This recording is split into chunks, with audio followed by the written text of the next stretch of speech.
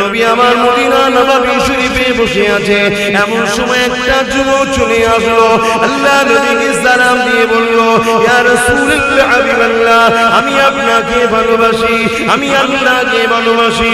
আল্লাহ রাসূল বললেন, কি বলছো তুমি, বুঝে বলছো কি? জি ইয়া রাসূলুল্লাহ, আমি বুঝে বলতে লেগেছি। আল্লাহ নবী আবার বললেন, কি বলছো তুমি? ইয়া রাসূলুল্লাহ হাবিবাল্লাহ, আমি আপনাকে ভালোবাসি, আমি আল্লাহকে ভালোবাসি। আল্লাহ নবী আবার বললেন, বাবা তুমি কি বুঝে বলছো?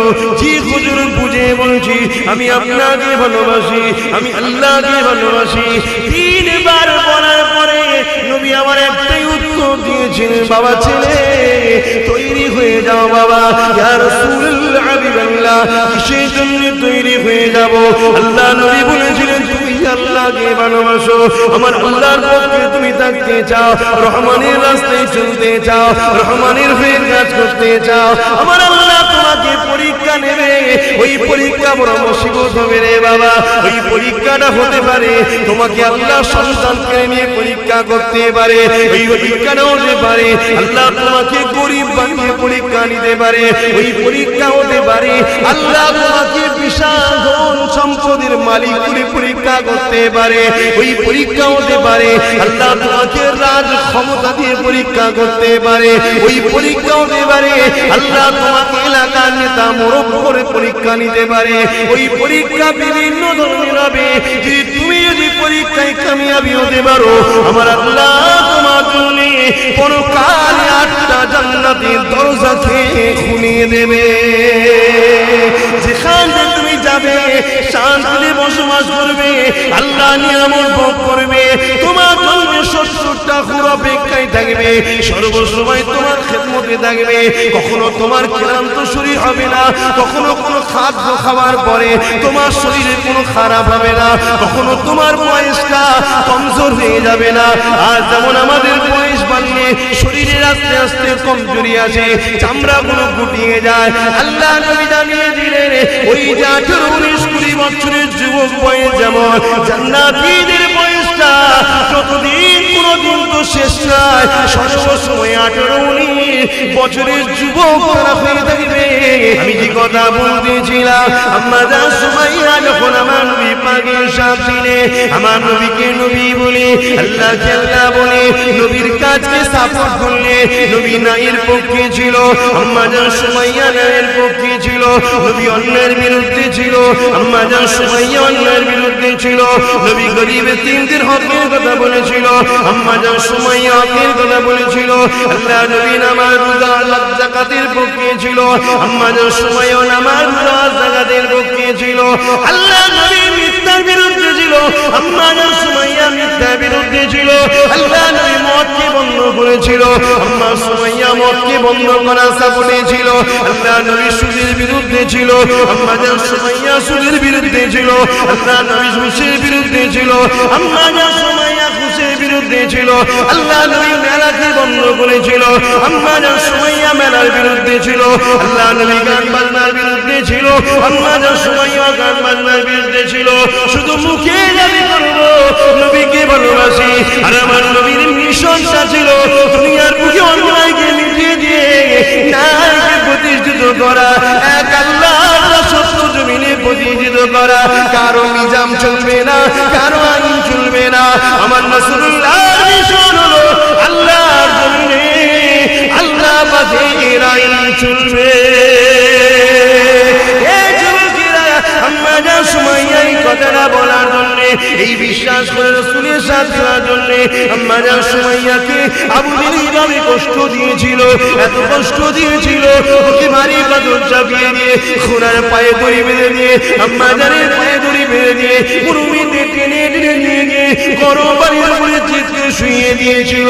এত কষ্ট পেয়ে আম্মা জান যখন বলল, এ দুনিয়া জানি আবু জেহেল উতবা সাইবা যাদের ক্ষমতা রয়েছে আমার জিসমের উপরে জুলুম করতে পারবি, আমার অন্তরের উপরে জোর দেখাতে পারবি না, এই কথা যখন শুনলো আম্মা জান সুমাইয়াকে আবু জেহেল বল্লমের আঘাত করলো। যখনই বল্লমের আঘাতটা করবে, এবার একটা ভারী পাথর তুলে নিয়ে আম্মা জানের মাথাতে মারতে যাবে, আমার আল্লাহ বলে দিলে, তাড়াতাড়ি যা, আমার সুমাইয়া পরীক্ষায় পাশ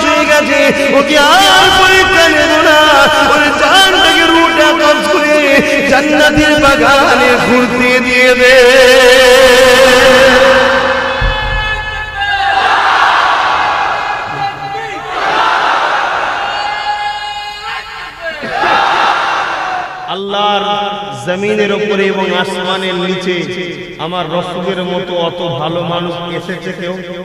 একটু সারাদিনে খুশি হবে। আসবে কেউ? অত দয়ালু কেউ এসেছে? অত দাতা কেউ এসেছে? অত নম্রতা ভদ্রতা কেউ এসেছে? অত ইনসাফ ওয়ালা কেউ এসেছে? অত উসওয়াতুন হাসানা উত্তম ব্যবহারকারী কেউ এসেছে? তথাপিও রাসূল বলছেন, আমার আল্লাহ আমাকে যে আজমাইশ নিয়েছে, যে পরীক্ষা নিয়েছে, যে কঠিন মুসিবতের সম্মুখীন আমি হয়েছি, কোন নবীরাও হয়নি, আর কিয়ামত পর্যন্ত কেউ হবেও না। এত কঠিন আজমাইশ আল্লাহ আমি মুহাম্মদকে নিয়েছে, তথাপিও আমি মুহাম্মদ আমার আল্লাহর গোলামিতেই জিন্দেগি কাটিয়েছি। জোরে বলুন সুবহানাল্লাহ। দোস্ত আল্লাহ, তাকে আল্লাহ পরীক্ষা নিচ্ছে, আমাদেরকে নেবে না। আল্লাহ নবী মক্কা জমিনে হক প্রচার করতে লাগলেন। নবী আমার মক্কা জমিনে শান্তি প্রতিষ্ঠিত করতে লাগলেন। আল্লাহ নবী মক্কার জমিনটাকে পবিত্র বানাতে লাগলেন। মক্কা জমিনে জালিম অত্যাচারীদের হাত থেকে মক্কা নাগরিকের মানুষকে মুক্তি আজাদ দিতে লাগলেন। তাই নবী আমার মক্কার মানুষকে আওয়াজ দিয়ে দিলেন, এ মক্কার মানুষেরা, শিশু বাচ্চাদেরকে জ্যান্ত জ্যান্ত পুঁতে দিও না, বাচ্চা মহিলাগুলোকে হত্যা করে দিও না, নারীগুলোকে ভোগের পাত্র বানিয়ে দিও না, এমন করে গরিবগুলোকে শিকল দিয়ে বেঁধে তার দাসী বানিয়ে জুলুম করো না। আল্লাহ নবী যখনই শক্তি দাওয়াত দিলে গরিবদেরকে কণ্ঠ তুলতে লাগলেন, সঙ্গে সঙ্গে তৎকালীন সময় জালিম আবু জেহেল উতবা সাইবা আবু লাহাব এরা মিটিং করে নিল, মুহাম্মদকে রুখতে হবে, না হয় আমাদের সাম্রাজ্য হাত থেকে ফসকে যাবে। জুলুম হয়েছে না? কত জুলুম হয়েছে। একটা দুটো করে মানুষ, তারপরও নবীর এই সুন্দর কথা শুনে, সত্য কথা শুনে জালিমদের দল ছেড়ে রাসূলের দলে আসছে। জোরে বলবে সুবহানাল্লাহ। আরে আমরা তো ভুলের মধ্যে, ঠিকই বলছি, আমাদের স্রষ্টা আল্লাহ, তিনি আমাদেরকে পাঠিয়েছে দুনিয়ায় ফিতনা করার জন্য নয়, ফাসাদ করার জন্য নয়, একে অপরকে ভালোবেসে তার দাসত্ব করার জন্য পাঠিয়েছে। আবু জেহেল উতবা সাইবা দেখলো এত বলার পরও মুহাম্মাদের দিকে একটা দুটো করে লোক যাচ্ছে। সে তখন চিন্তা করলো, ডাইরেক্ট মুহাম্মাদকে তো রুকা সম্ভব নয়, কেন একটা বড় পরিবারে, সম্ভ্রান্ত পরিবারে তার চাচারা বড় বড় সব দায়িত্বে রয়েছে। এই জন্য কি করলো, আমার রাসূলুল্লাহ যারা যায় তাদের উপরে জুলুম করতে লাগলো। কি জুলুম করেছিল যুবকরা শুনে রেখে দাও। গরম মরুভূমির বাড়ির উপরে চিৎ করে শুইয়ে দিয়ে তাদের বুকের উপরে বাড়ি পাথর দিয়ে বলেছিল, মুহাম্মদকে ছেড়ে দে। তারা এক কথা বলেছিল, আমরা আমাদের জীবন দেব, মুহাম্মদকে ছাড়ব না।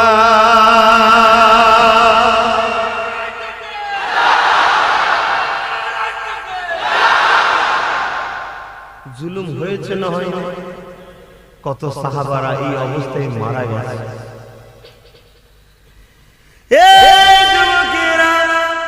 রহমতের নবী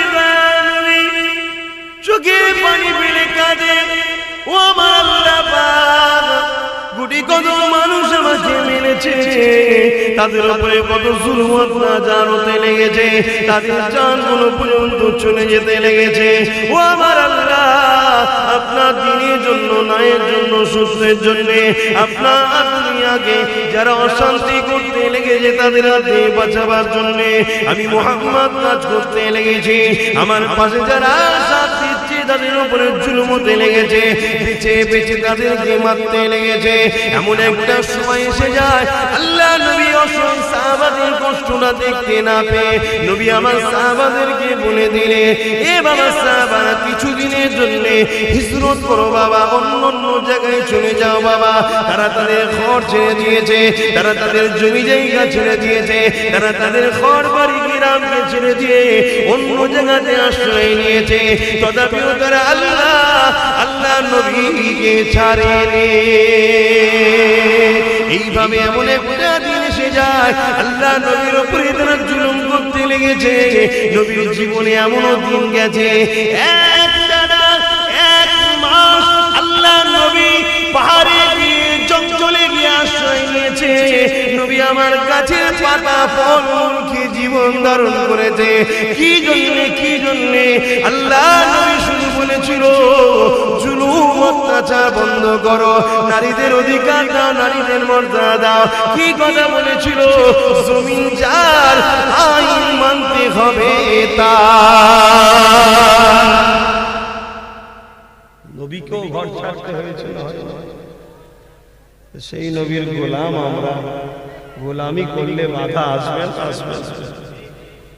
দুনিয়া ভুল বুঝতে পারে, দুনিয়ার চোখের পর্দা রঙিন আছে, রঙিন চশমাই তো রঙিন দুনিয়া দেখবে।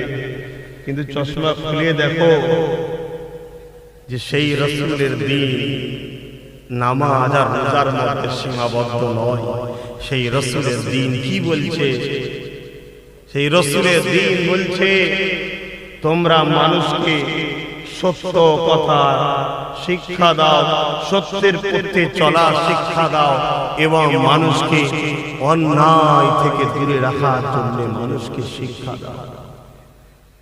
কোনটা ন্যায় আর কোনটা অন্যায়? রাসূল যেটা করতে বলেছে ওটাই ন্যায়, রাসূল যেটা নিষেধ করেছে ওটাই অন্যায়।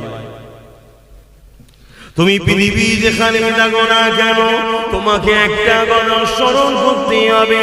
তুমি যদি আল্লাহকে বিশ্বাস করো, তুমি যদি আখিরাতকে বিশ্বাস করো, তুমি যদি কিয়ামতকে বিশ্বাস করো, তুমি যদি জান্নাত জাহান্নামকে বিশ্বাস করো, তুমি যদি ফেরেশতাকে বিশ্বাস করো, তোমার দিলে যদি থাকে সুম্মা নুফিকা উখরা ফাইজা হুম কিয়ামুন ইয়ানজিরুন, আবার তোমায় শিক্ষা দিতে হবে, আবার তোমাকে জমিন থেকে আল্লাহ পাক উঠাবে। সেই দিন আল্লাহ তোমার কাছে কৈফিয়ত নেবে, এ বান্দারে জমিন আমার ছিল, আমার জমিনে কার হয়ে লড়েছিস, আমার জমিনে কার গুণগান গেয়েছিস, আমার জমিনে তুই শান্তি করেছিস না ফিতনা করেছিস, আমার জমিনে কার দাসত্ব করেছিস, আমার জমিনে কার আইন তুই মেনেছিস। এ বান্দা তুই আমাকে জবাব না দে। এই বিশ্বাসে তোমার থাকে, তুমি আমেরিকায় থাকো, লন্ডনে থাকো, ভারতে থাকো, পৃথিবীর যেখানে থাকো না কেন, তোমার নেতা একমাত্র একজন, যিনি হলেন আব্দুল্লাহ আমিনাতুল মুহাম্মাদুর রাসূল। তাই তো নাকি গো? অন্য কাউকে নেতা বললে মানলে চলবে?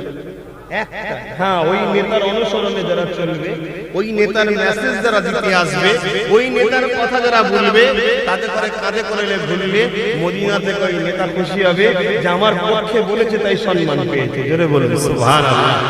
আর যদি তোমরা একটা নিয়েতে আমাকে রাস্তা থেকে নিয়ে এসে থাকো, যেমন রাসূলের গোলাম আসছে, কি আমার নবীর দরবারের কুত্তা আসছে, আল্লাহর কসম বলছি তোমাদের এই প্রেম কিয়ামতের দিন রাসূলের শাফাআত মিলবে। জোরে বলুন সুবহানাল্লাহ। যে আমরা অন্য কোন কারণে করিনি, আমরা মুহাম্মাদের পক্ষে কথা বলে, মুহাম্মদ রাসূলের গোলামি করে, তাই আব্বাসকে ভালোবাসি। আল্লাহর কসম তোমার জন্য আমি কিছু যদি করতে না পারি, মদিনাওয়ালা তোমার জন্য করবে। জোরে বলুন সুবহানাল্লাহ। আল্লাহ, এটা বিশ্বাস আমাদের ঈমান। কেন আমার রাসূল মরা নেতার উম্মত আমরা নয়, মরা নেতার দলের লোক আমরা নয়। কিন্তু আজ বড় প্ল্যান করে সেই নবীর দ্বীনকে মুছা ষড়যন্ত্র সারা পৃথিবী জুড়ে হচ্ছে। আজ আমাদের ঘরে সেই রাসূলের দ্বীনকে উঁচু করে তুলে রাখতে হবে।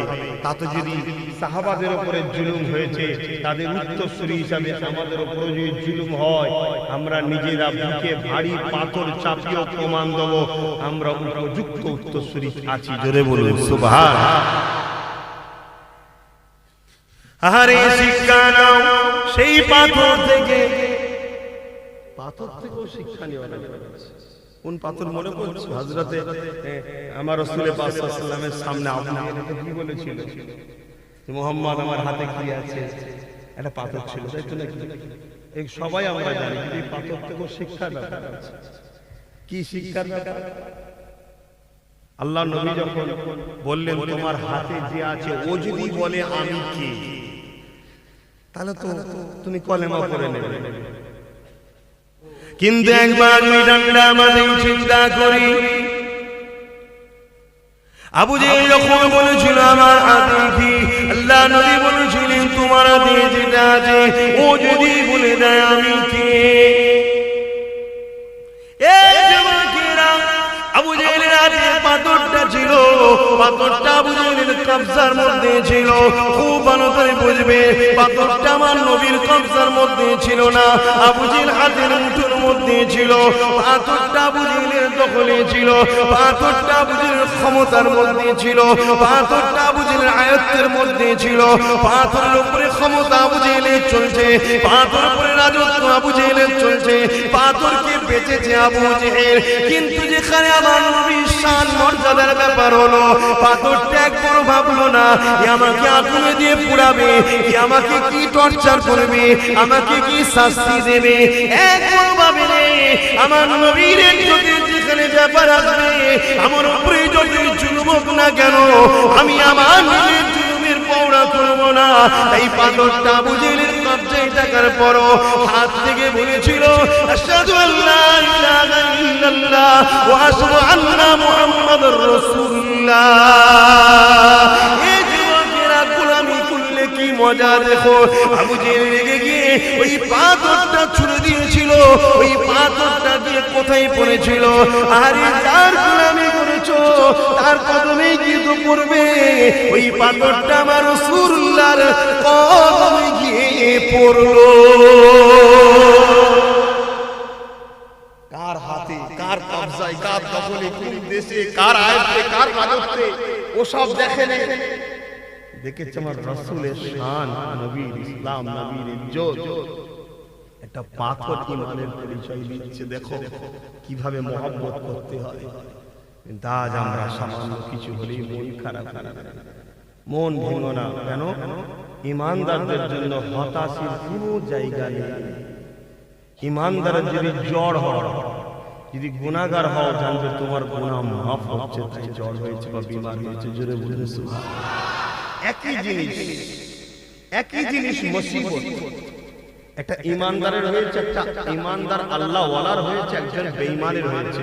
বেঈমানের উপর যখন মুসিবত হয় ওটা হলো শাস্তি, ইমানদার গুনাহগারের উপর যখন মুসিবত হয় ওটা গুনাহ মাফের ওসিলা। আর ইমানদার আল্লাহ ওয়ালার উপর যখন মুসিবত আসে, জানবে ওর মাকামকে আল্লাহ বাড়াচ্ছে। জোরে বলুন সুবহানাল্লাহ। তাহলে মুসিবত এলে কি ঘাবড়ে গিয়ে মন খারাপ করলে চলবে? আল্লাহ পরীক্ষা নেন, ঠিক না? তিনি কত দিক দিয়ে পরীক্ষা নেন আল্লাহু আলাম। রাসূল পাক সাল্লাল্লাহু আলাইহি ওয়াসাল্লাম তো আল্লাহ পরীক্ষা নিয়েছেন না নাই? তবে আমাদের জন্য নবী মডেল, ওটা শিক্ষা। কিরম পরীক্ষা নিয়েছে বলছিলাম। কি গো অসুবিধা হচ্ছে? পিছনে যারা কষ্ট করে বসে আছেন পানি কাদাতে, অসুবিধা হচ্ছে আপনাদের?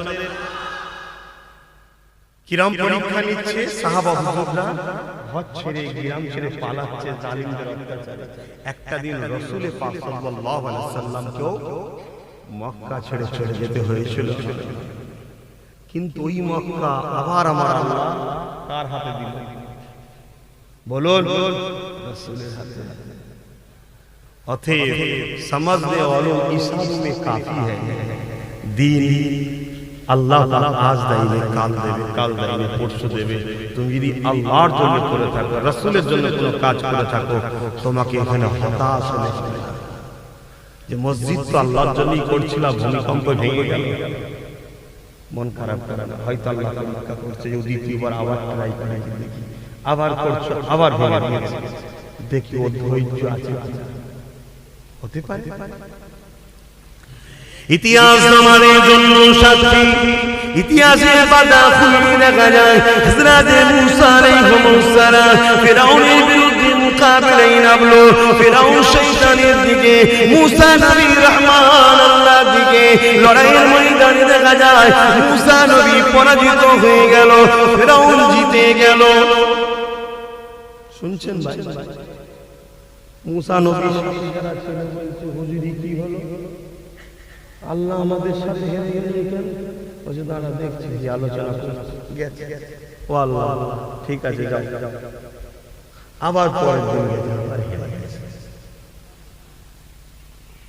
মুসা নবীর যারা উম্মত, সবার ইমান কি সমান ভাই? কিছু দুর্বল থাকে। মুসা নবী বলছে আল্লাহ কিছু দুর্বল লড়বড়াই ধৈর্য হারা হয়ে যাবে। ঠিক আছে যাও। আচ্ছা আল্লাহর কি কাউকে দরকার আছে? কারো দরকার নেই। আল্লাহ পাক একদিন মুসা নবী খুব চেপে চেপে ধরেছে, আল্লাহ বলতে হবে কি ব্যাপার, কেন হক তো কখনো হারে না, ঠিক না? এটা পরীক্ষা কিছু আছে। আল্লাহ বলছে ওই যে রাত্রিরে ফেরাউন এমন ভাবে না ঘিসড়ি দিয়ে আমার কাছে কাঁদে আর বলে, আল্লাহ প্রকৃত খোদা তো তুমি, দুদিনের একটু খোদাই করতে দাও না, কেন ফেরা দিচ্ছ? তোকে আমি ফিরাতে পারি। চিন্তা করে, যেটা ফেরাউনকে যদি তার গুরগুরিতে ফিরিয়ে দেয়, 5 ওয়াক্ত নামাজে হাত তুলছে, আল্লাহ যারা আমার ভালোবাসার মানুষদের মেরেছে তাদের বিচার তোমার কাছে দিলাম, একদিন না একদিন খাটবে ইনশাআল্লাহ। কথা বুঝে আসছে? ছাড় নেই বাবা, ঠিক আছে কোন কেন? আমরা রাসূলের পক্ষে, ইসলামের পক্ষে, গরিবের পক্ষে। আমার আল্লাহ রাসূল আমাদেরকে যে শিক্ষা দিয়েছে এই রাস্তায় আমরা চলেছি, ঠিক না বেটা? আজ আল্লাহ পাকের কি হিকমত, কি মর্জি আছে আল্লাহ ভালো জানে, ঠিক না বেটি? তো মন খারাপ, ধৈর্য হারা হওয়া, এটা ঈমানদারদের কাজ। আল্লাহ পাক কোরআন পাকের মধ্যে জানিয়ে দিলেন, যারা নামাজ কায়েম করে, যাকাত সৎ পথে চলে, মানুষকে সত্যি রাস্তা দেখায় এবং সবর ভাবে অবলম্বন করে চলে, ধৈর্য ধারণ করে, অবশ্যই আমার আল্লাহ তাদের পক্ষে রয়েছে, তারা অবশ্যই কামিয়াবি হবে। এবার একটা প্রশ্ন, কবে হবে? সময়ের অপেক্ষা, আল্লাহ ভালো। তোমার জন্য যেটা সময় সেটা আল্লাহ জানে, ঠিক না?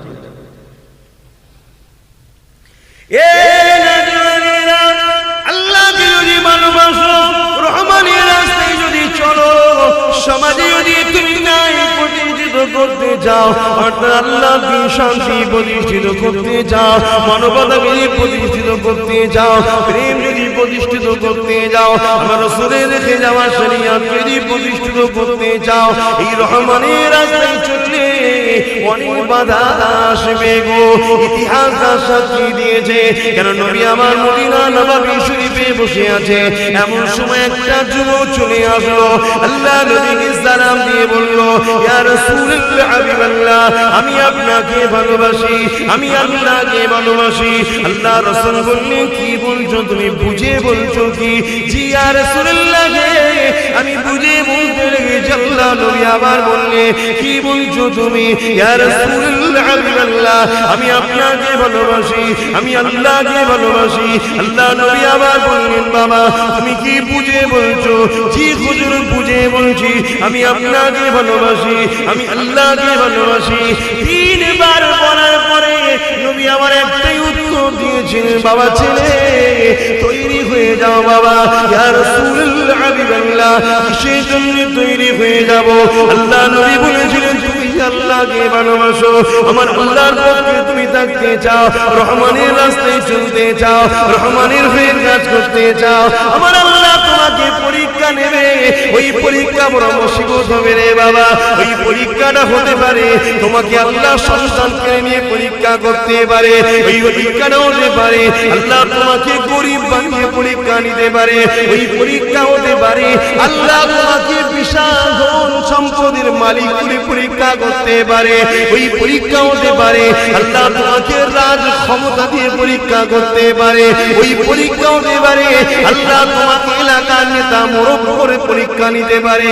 ওই পরীক্ষা বিভিন্ন ধরনের হবে। যদি পরীক্ষায় কামিয়াবি হতে পারো, আমার আল্লাহ তোমার জন্য পরকালে 8টা জান্নাতের দরজাকে খুলিয়ে দেবে। যেখানে তুমি যাবে শান্তিতে বসবাস করবে, আল্লাহ নিয়ামত ভোগ করবে, তোমার জন্য 70টা হুর অপেক্ষায় থাকবে, সর্বসময় তোমার খেদমতে থাকবে। কখনো তোমার ক্লান্ত শরীর হবে না, কখনো কোনো খাদ্য খাওয়ার পরে তোমার শরীরে কোনো খারাপ হবে না, কখনো তোমার বয়সটা কমজোর হয়ে যাবে না। আর যেমন আমাদের বয়স বাড়লে শরীরের আস্তে আস্তে কমজোরি আসে, চামড়াগুলো গুটিয়ে যায়, আল্লাহ নবী জানিয়ে দিলেন ওই যে 18, 19, 20 বছরের যুবক বয়স যেমন জান্নাতীদের বয়সটা যতদিন কোনদিন তো শেষ নাই, সর্বসময় 18, 19 বছরের যুবক তারা হয়ে থাকবে।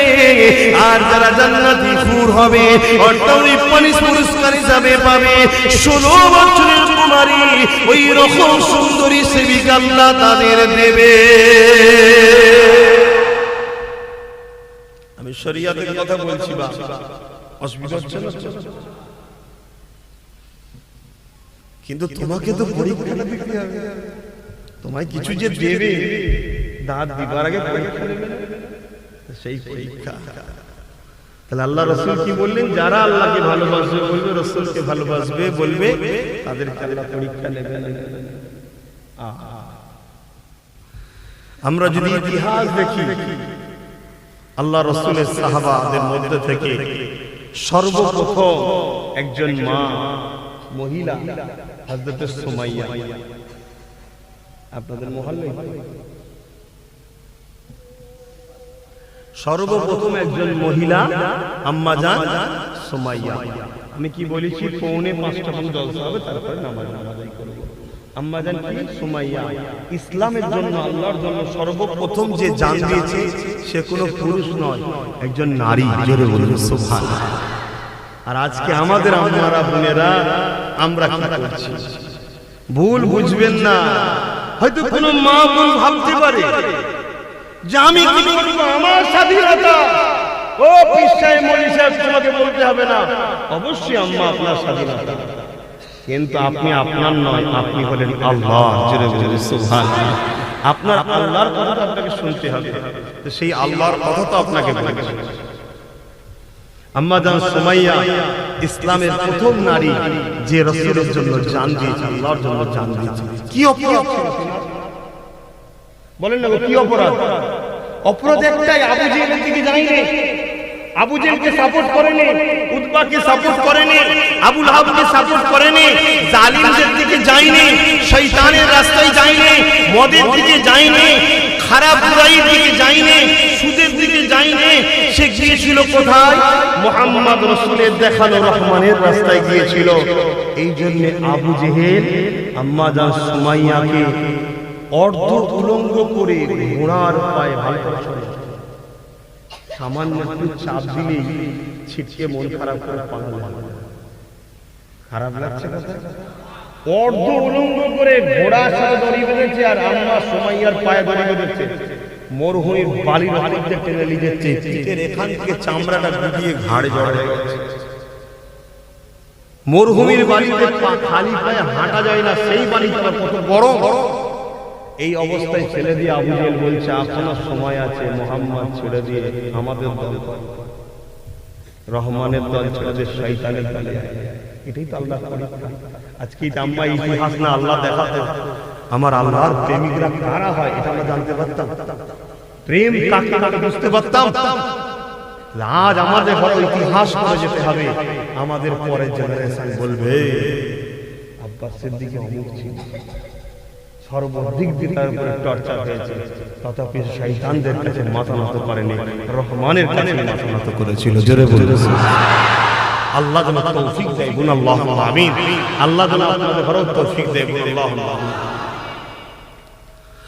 আম্মা জান সুমাইয়াকে এইভাবে কষ্ট দিয়ে যখন মরুভূমির বাড়ির উপরে শুয়ে রেখেছে, বুকে ভারী বাদল চাপিয়ে দিয়েছে, এদিকে পিঠে চামড়াটা ছিঁড়ে কাঁধের কাছে জড়ো হয়ে গেছে, ওর একটা জ্বালা যন্ত্রণা, রক্ত ঝরতে লেগেছে, তারও একটা জ্বালা যন্ত্রণা, আবার বুকের উপরে ভারী পাথর, তারও একটা যন্ত্রণা। আবু জেহেল এই সময় সে বলতে লেগেছে, এ সুমাইয়া, এখনো সময় আছে, আল্লাহকে ছেড়ে দাও, মুহাম্মদকে ছেড়ে দাও, রহমানের দল ছেড়ে যে শয়তানের দল আমাদের দিকে চলে আসো। আম্মা জান সুমাইয়া একটা কথা বলেছিল, আমার শরীরের উপরে জুলুম করতে পারবি, আমার গায়ের চামড়াকে তোরা ছাড়িয়ে নিতে পারবি, আমার শরীরের অঙ্গ প্রত্যঙ্গকে কেটে কেটে টুকরো টুকরো করতে পারবি, তোদের হাতে ক্ষমতা আছে, প্রশাসন তোদের কথা শুনবে, তোদের হাতে পাওয়ার আছে, জেলে তোরা জোর করে ভরে দিবি। এ আবুল শুনে রেখে দে, আমি সুমাইয়ার অন্তরে এমন জায়গায় আল্লাহ আল্লাহ নবীকে বসিয়ে দিয়েছি, ওই জায়গাতে কোনোদিন আল্লাহ রাসূলকে বার করতে পারবি না। পরীক্ষা আমাদের, এই শিক্ষা তো আল্লাহ আমাদের দিচ্ছে। দেখো আমার প্রেমিকরা এরকম হয়, শুধু আব্বাস সাথে বললে হবে না, আল্লাহ তোমায় ভালোবাসে বললে হবে না। ভালো যখন বাসো সে তোমায় পরীক্ষা দেয়, ওই পরীক্ষাতে তোমাকে কামিয়াব হতে হবে। ধৈর্য ধরতে পারবে, পরীক্ষা দিতে পারবে। মুসলমানের ছেলেমেয়েরা, তরুণেরা, এ নবী পাকের প্রেমিকেরা, বুঝার চেষ্টা করুন, দুদিনের দুনিয়ার জন্য আখিরাত হারিয়ে ফেলবেন না। আল্লাহ পাক আমাকে আপনাকে দুনিয়া জমিনে পাঠিয়েছে আল্লাহ পাকের দাসত্ব করার জন্য। নামাজ যেমন আল্লাহ পাকের দাসত্ব, রোজা যেমন আল্লাহ দাসত্ব, হজ যেমন আল্লাহ দাসত্ব, দান খায়রাত যেমন আল্লাহ দাসত্ব, মা বাবার সেবা যেমন আল্লাহ দাসত্ব, গরীব অসহায়দেরকে দেখাশোনা করা এটা আল্লাহর দাসত্ব। আল্লাহর জমিনে আল্লাহর বিচার, আল্লাহর জমিনে আল্লাহর বিচার প্রতিষ্ঠিত করাটাই আল্লাহ পাকের দাসত্ব। এক কথায় নবী পাক যা বলেছে আমাদেরকে সেটাই করতে হবে। আমি যে কথা বলতেছিলাম, আম্মা জান সুমাইয়া যখন আমার নবী পাকের সামনে আমার নবীকে নবী বলে, আল্লাহকে আল্লাহ বলে, নবীর কাজকে সাপোর্ট করলে, নবী নাইয়ের পক্ষে ছিল, আম্মা জান সুমাইয়া নাইয়ের পক্ষে ছিল, নবী অন্যের বিরুদ্ধে ছিল, আম্মা জান সুমাইয়া অন্যের বিরুদ্ধে ছিল, নবী গরিবের তিনদের হকের কথা বলেছিল, আম্মা জান সুমাইয়া হকের কথা বলেছিল, আল্লাহ নবী নামাজ রোজা যাকাতের পক্ষে ছিল, আম্মা জান সুমাইয়া নামাজ রোজা যাকাতের পক্ষে ছিল, আল্লাহ নবী মিথ্যার বিরুদ্ধে ছিল, আম্মা জান সুমাইয়া মিথ্যার বিরুদ্ধে ছিল, আল্লাহ নবী মদকে বন্ধ করেছিল, আম্মা সুমাইয়া মদকে বন্ধ করার সাপোর্টে ছিল, আল্লাহ নবী সুদের বিরুদ্ধে ছিল, আম্মা জান সুমাইয়া সুদের বিরুদ্ধে ছিল, আল্লাহ নবী ঘুষের বিরুদ্ধে ছিল, আম্মা জান সুমাইয়া ঘুষের বিরুদ্ধে ছিল, আল্লাহ নবী মেলাকে বন্ধ করেছিল, আম্মা জান সুমাইয়া মেলার বিরুদ্ধে ছিল, আল্লাহ নবী গান বাজনার বিরুদ্ধে ছিল, আম্মা জান সুমাইয়া গান বাজনার বিরুদ্ধে ছিল। শুধু মুখে দাবি করব নবীকে ভালোবাসি, আর আমার নবীর মিশনটা ছিল দুনিয়ার বুকে অন্যায়কে মিটিয়ে দিয়ে ন্যায়কে প্রতিষ্ঠিত করা, এক আল্লাহর রাসূল জমিনে প্রতিষ্ঠিত করা। কারো নিজাম চলবে না, কারো আইন চলবে না, আমার রাসূলুল্লাহর মিশন হলো আল্লাহর জমিনে আল্লাহ পাকের আইন চলবে। আম্মা জান সুমাইয়া এই কথাটা বলার জন্য, এই বিশ্বাস করে রাসূলের সাথে হওয়ার জন্য আম্মা জান সুমাইয়াকে আবু জেহেল কষ্ট দিয়েছিল, এত কষ্ট দিয়েছিল, ওকে ভারী পাথর চাপিয়ে দিয়ে, ঘোড়ার পায়ে দড়ি বেঁধে দিয়ে, আম্মা জানের পায়ে দড়ি বেঁধে দিয়ে, মুরুমিতে টেনে টেনে নিয়ে গিয়ে গরম পানির উপরে চিৎকে শুইয়ে দিয়েছিল। এত কষ্ট পেয়ে আম্মা জান যখন বলল, এ দুনিয়া জানি আবু জেহেল উতবা সাইবা তোদের ক্ষমতা রয়েছে, আমার জিসমের উপরে জুলুম করতে পারবি, আমার অন্তরের উপরে জোর দেখাতে পারবি না। এই কথা যখন শুনলো আম্মা জান সুমাইয়াকে আবু জেহেল বল্লমের আঘাত করলো। যখনই বল্লমের আঘাতটা করবে, এবার একটা বাড়ি পাথর তুলে নিয়ে আম্মা জানের মাথাতে মারতে যাবে, আমার আল্লাহ বলে দিলে, তাড়াতাড়ি যা, আমার সুমাইয়া পরীক্ষায় পাস হয়ে গেছে, ওকে আর পরীক্ষা নেব না, ওর জানটাকে রুটা কাজ করে জান্নাতের বাগানে ঘুরতে দিয়ে দে।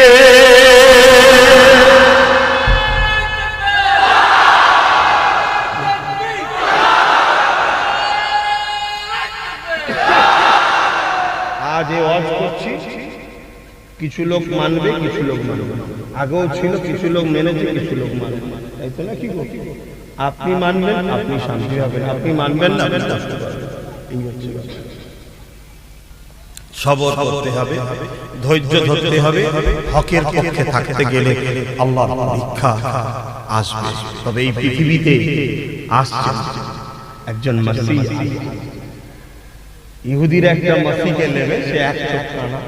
আর আমাদের মাসিহ আছে আওলাদে হোসাইন, রাসূলের খানদান, কুরাইশ বংশের সন্তান, আব্দুল্লাহ আম্মার নাম, আব্বার নাম, মায়ের নাম আমেনা, যার ওসিলায় তাম পৃথিবীতে আল্লাহ শান্তি প্রতিষ্ঠিত করে দেবে। জোরে বলুন সুবহানাল্লাহ। এই পৃথিবীতে আজও শয়তানের দল তৈরি হচ্ছে আর আল্লাহর রহমানের দল তৈরি হচ্ছে। আপনি কোন দিকে থাকবেন? আপনার।